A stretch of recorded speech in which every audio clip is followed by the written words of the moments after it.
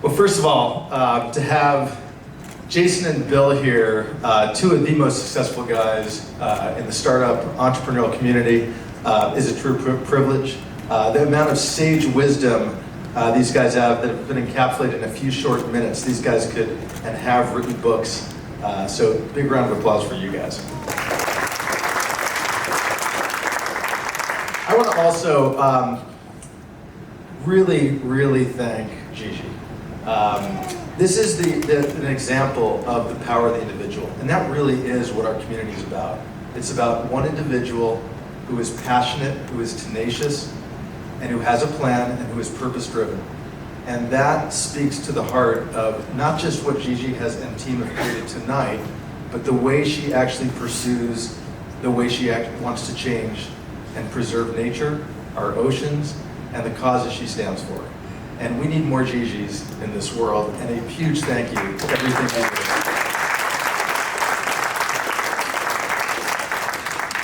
So I'm going to just try and give you a little bit of a journey of what we at DBL, which stands for Double Bottom Line, call impact investing. But it is this idea, and Jason alluded to it, it's this idea of no trade-off between the first bottom line of financial return and the second bottom line of some form of environmental or social return. And the journey that we've experienced, I did my first sustainability energy investment in 1997. And at the time, there was no category for this. The National Venture Capital Association has a pie chart of the areas that the venture community invests in, and we were embedded in this energy community somewhere in the other category. And this journey has been one of a lot of naysayers and cynics and skeptics. And if we fast forward, we've had, as our planet is under siege, and as we have problems, venture and entrepreneurship is about solving problems that then lead to business opportunity. The incredible issues we've seen with our planet have in turn created opportunities for entrepreneurship.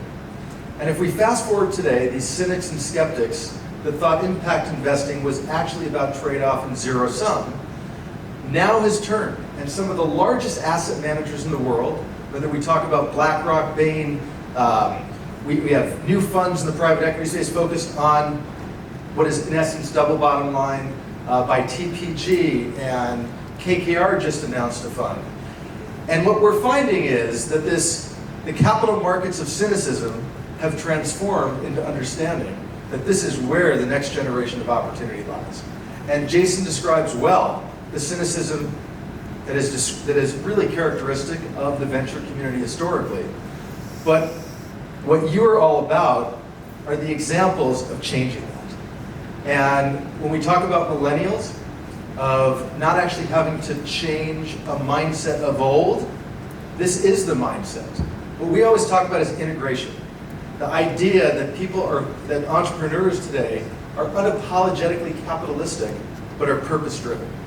And the reason that we describe this not only as no compromise, but actually as being some of the best entrepreneurs in the world is because building companies is hard. These two guys, and we all know, building a startup is super hard and has its bumps in the road. And what we find are that mercenaries take those off-ramps when the going gets tough. And missionaries stay the course. And some of the most successful companies, of course, have had their challenging times. What we find with purpose-driven entrepreneurs, like those of you in the room, have the dual objective, of course, of driving returns for your investors and for yourselves. But also there is some higher calling, some purpose-driven approach, some reason that you are spending 100% of your human capital pursuing the opportunities that you are. And that in turn creates the strategic advantage relative to your competitors who are not. If you looked at our deal log over the last 20 plus years, what you'd find is that the number of entrepreneurs that we could characterize this by was small. And the number of people who are pursuing companies in energy, sustainability, food, ag, the oceans was de minimis.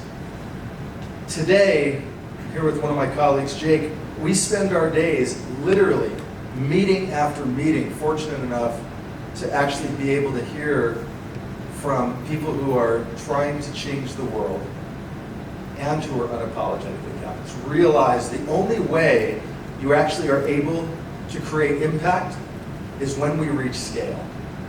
It does no good to have a great cause if the world's not going to be impacted by it, if there's not scale to have achieved that great cause. And so this idea of duality around the first and second bottom line is something we focused on, but it's something that we're seeing an increasing number of venture firms and the capital markets focus on. And the most important barometer of where we see the future has nothing to do with what the VCs say. It is true the VCs are skeptical in many cases, but it is not about the VC community. It is not about what's happening by the investors. It is all about what's happening by the entrepreneurs. And the fact that you are examples of just an extraordinary number of people today who want to pursue companies that are going to preserve and make our planet better is what gives me hope, and I think it should give all of us hope. So thanks for having us here tonight.